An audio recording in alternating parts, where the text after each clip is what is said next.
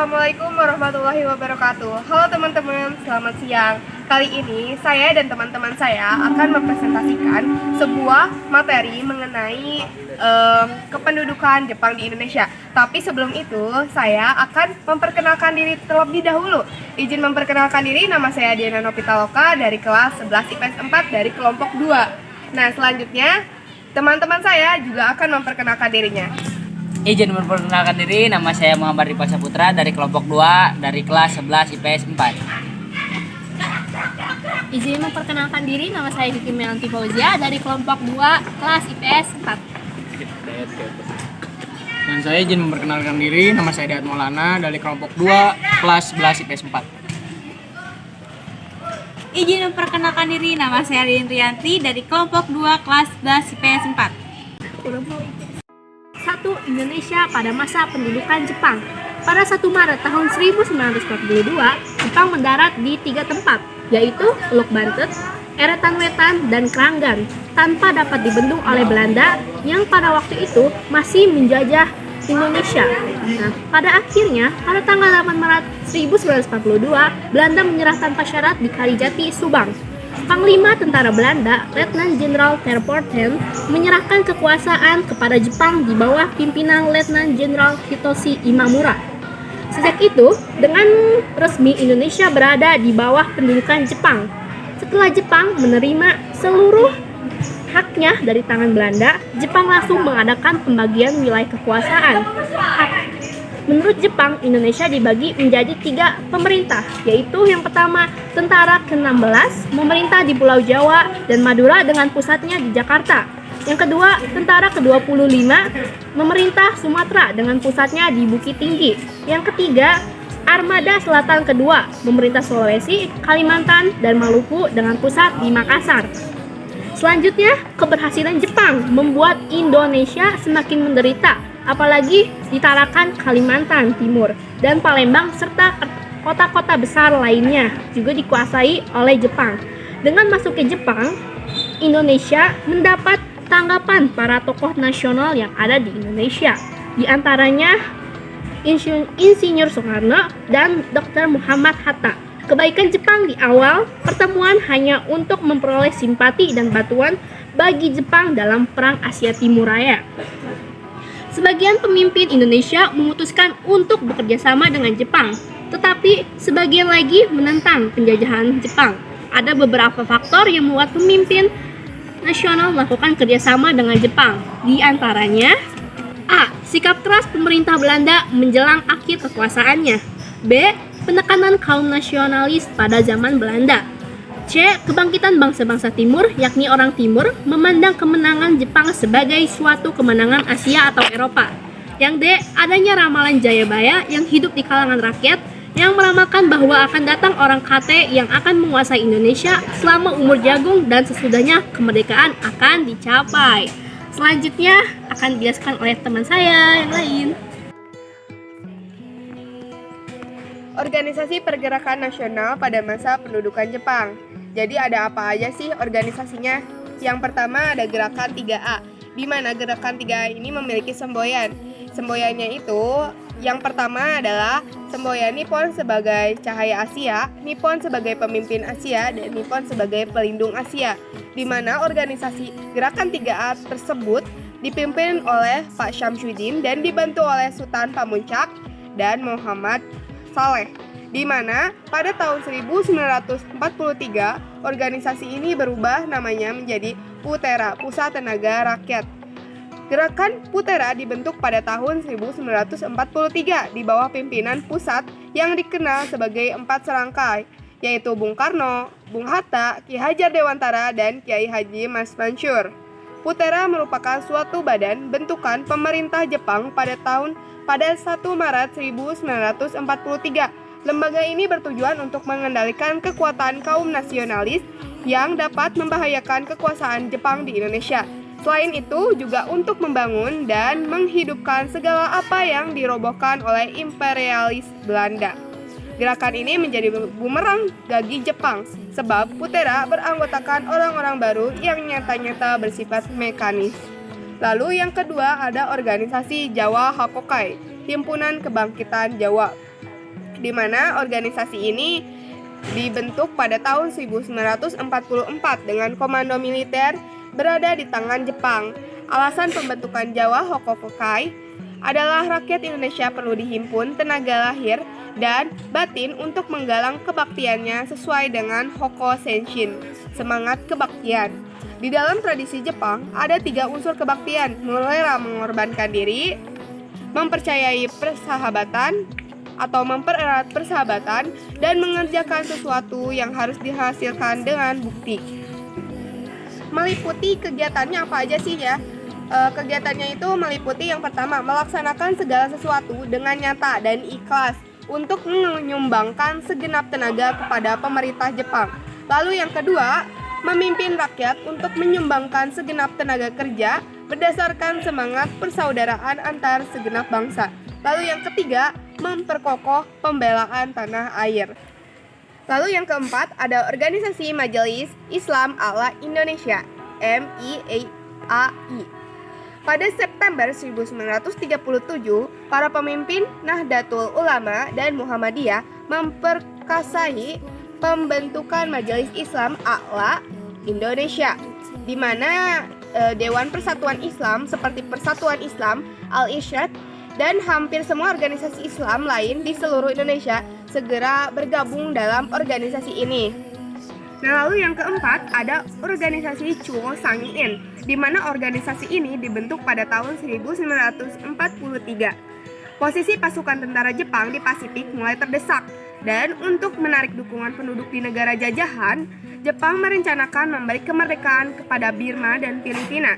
Sebagai tindak lanjut dari rencana tersebut, maka pada tanggal 5 September 1943, Saiko Shikikan mengeluarkan Osamu Seiren nomor 36 dan 37 tentang pembentukan Chuo Sangiin dan Chuo Sangikai. Hal yang boleh dibahas atau dirunikan dalam Chuo Sangiin yaitu pengembangan pemerintahan militer, mempertinggi derajat rakyat, pendidikan dan penerangan, industri dan ekonomi, kemakmuran, bantuan sosial, serta kesehatan. Pada sidang Chuo Sangiin 1 tanggal 17 Oktober 1943 dilantik secara resmi Ketua Chuo Sangiin yakni Soekarno dan 2 orang wakil ketua yakni Kusumo Utoyo dan Buntaran Martomojo. Anggota Chuo Sangiin boleh mengajukan usaha tetapi semua keputusan tergantung pada pemerintah di Tokyo. Lalu pada tanggal 15 November 1943, delegasi Chuo Sangiin yang terdiri atas IR Soekarno dan Muhammad Hatta dan Bagus Hadikusumo diundang ke Jepang. Pada kesempatan pertemuan dengan PM Tojo, delegasi Chuo Sangiin meminta agar Indonesia diizinkan mengibarkan bendera Sang Merah Putih dan diizinkan menyanyikan lagu kebangsaan Indonesia Raya, serta mendesak agar Indonesia disatukan dalam satu pemerintahan. Akan tetapi, permintaan itu ditolak oleh Tojo. Penolakan ini dilakukan karena belum adanya jaminan bahwa Jepang akan memenangkan perang. Lalu penjelasan selanjutnya akan dijelaskan oleh teman saya berikutnya. Organisasi Perjuangan Gerakan Bawah Tanah. Sebenarnya bentuk perlawanan terhadap Jepang yang dilakukan rakyat Indonesia tidak hanya terbatas pada bentuk perlawanan fisik, tetapi juga dengan perlawanan gerakan bawah tanah yang dilakukan beberapa organisasi kerakyatan. Berikut ini merupakan gerakan-gerakan tersebut. Yang pertama yaitu kelompok Sukarni. Sukarni mempunyai peranan yang amat penting dalam perlawanan gerakan bawah tanah. Mereka berhasil menyusup sebagai pegawai kantor pusat propaganda Jepang. Pengikut golongan ini ialah Adam Malik, Pandu Kertawiguna, Sairul Saleh, dan Maruto Nitimiharjono. Yang kedua adalah kelompok Kaigun. Kelompok ini dipimpin oleh Ahmad Subarjo dengan anggotanya yaitu A.A. Maramis, Dr. Samsi, Dr. Buntara, Gatot Mangkupraja, dan lain-lain. Kelompok ini mendirikan Asmara Indonesia Merdeka dengan ketuanya yaitu Wikana. Para pengejarnya antara lain yaitu Bung Karno, Bung Hatta, Sultan Syahir, dan sebagainya. Yang ketiga yaitu kelompok Sultan Syahir. Kelompok ini beranggotakan kaum terpelajar di berbagai kota yang mempunyai cabang di Jakarta, Cirebon, Garut, dan Surabaya. Kelompok Sultan Syair ini menghimpuni perjuangan bersama teman-temannya pada saat penjajahan Belanda. Dalam perjuangan Sultan Syair bekerja sama dengan Jepang dengan terpaksa. Syair memberikan pelajaran di asrama Indonesia memiliki angkatan laut Jepang bersama Bung Karno, Bung Hatta, Ahmad Subarjo, dan Iwakusuma Sumantri. Yang keempat yaitu kelompok pemuda. Ada 2 kelompok pemuda pada saat itu yang terhimpun dalam Ika Daigaku dan Badan Permusyawaratan atau Perwakilan Pelajar pada masa pendudukan Jepang di Jakarta. Tokoh ini adalah Johan Nur, Eri Sadewa, Tetulangi, dan Syarif Tahayeb. Perjuangan bersenjata. Yang pertama, perlawanan rakyat Aceh. Pada 10 November 1942 terjadi pemberontakan di Chot Klieng. Lok Sumawe di bawah pimpinan Teuku Abdul Jalil, pemberontakan ini dapat dipadamkan. Namun, 2 tahun kemudian munculnya pemberontakan kembali di Jangkabuya. Aceh di bawah pimpinan Teuku Hamid, namun juga dapat dipadamkan oleh Jepang. Yang kedua, perlawanan rakyat Karang Ampel, yaitu di Indramayu. Pada tahun 1944 terjadi pemberontakan di Karang Ampel di bawah pimpinan Haji Hadrian. Namun pemberontakan ini dapat ditindak oleh Jepang. Yang ketiga, perlawanan rakyat Sukamanah, yaitu di Tasikmalaya. Pada tahun 1944 terjadi pemberontakan di bawah pimpinan Kiai Haji Zainal Mustafa yang meletus bulan Februari. Pemberontakan ini terjadi karena Kiai Haji Zainal Mustafa tidak kuat lagi melihat penderitaan rakyat Sukamanah yang ditindas dan menolak melakukan Seikeirei.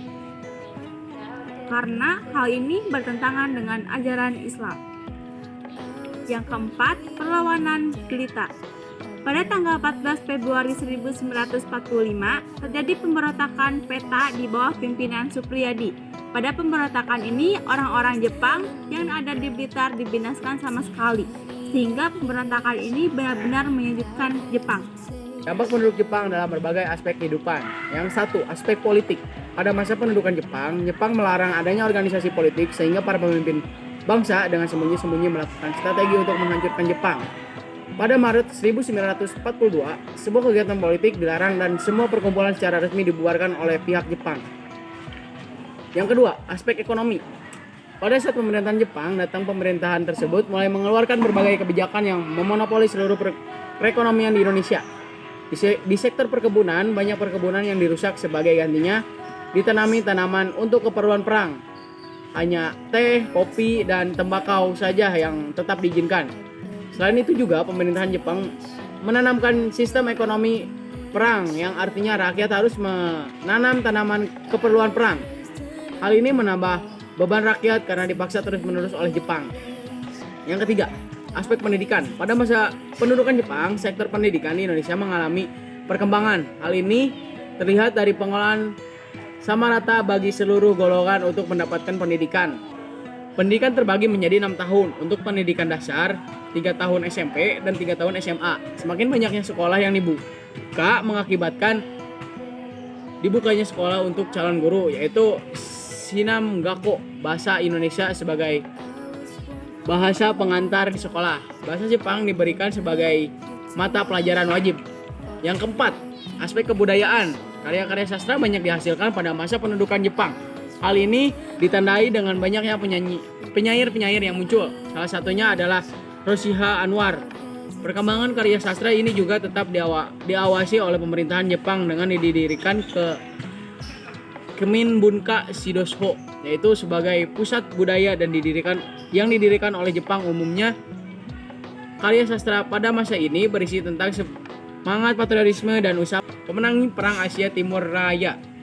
Contohnya Cinta Tanah Suci karya Nur Sultan Iskandar, Palawija karya Karim Halim, dan Angin Fuji karya Umar Ismail. Yang kelima, aspek sosial. Mobilitas sosial sangat dirasakan dengan adanya Kei no Hoshi yang kerja bakti yang terasa di dipaksakan untuk mengerjakan pekerjaan-pekerjaan yang dinilai menguntungkan Jepang, misalnya membuat jalan atau seluruh air dan menanam jarak. Pekerjaan demikian menyita banyak waktu dan tidak sedikit pula rakyat dibunuh kalau melawan. 6. Aspek binokrasi. Pada Agustus 1942, usaha militer Jepang meningkatkan dengan keluarnya Undang-Undang Nomor 27 tentang Aturan Pemerintahan Daerah dan Undang-Undang Nomor 28 tentang Pemerintahan Shu dan Tokubetsu Shi yang menunjukkan berakhirnya masa pemerintahan sementara. Yang ketujuh, aspek militer. Sejak memasuki kedua masa pendudukan, Jepang semakin intensif mendidik dan melatih pemuda Indonesia. Pada tanggal 9 Maret 1943, diresmikan berdirinya gerakan Seindan atau Barisan Pemuda, sedangkan pelantikan pada tanggal 29 April 1943 membentuk barisan ini bertujuan untuk mendidik para pemuda agar mampu menjaga dan mempertahankan tanah air dengan kekuatan sendiri. Yang ke-8, aspek penggunaan bahasa. Pada masa ini seluruh komunikasi di seluruh Indonesia sangat tertutup. Hal ini karena pemerintahan Jepang mengontrol penuhnya jaringan komunikasi. Sisi positif dari penutupan sepenuhnya jaringan komunikasi adalah menggunakan bahasa Indonesia yang justru berkembang pesat. Hal ini terlihat dari dipakainya bahasa Indonesia sebagai pengantar di sekolah. Thanks for watching.